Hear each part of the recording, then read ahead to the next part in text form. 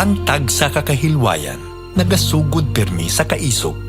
Ang kada tikang, may kaangot nga sakripisyo. Mga pagsulay na hindi nila makita pero hinay-hinay nga nagabunga para sa mga nag-aasa sa aton. Kag para sa mga handom naton. Bisan ano pa nga mga balabag. Ginpili gihapon naton ang pagpadayon kag magpakigbato. Bangod sa tag sa kahigayon, naging pakita naton ang kusog kagabakod bilang Pilipino. Buhi ang aton kahilwayan. Galain man ang panahon, pareho lang gihapon ang ginagyan. Apo!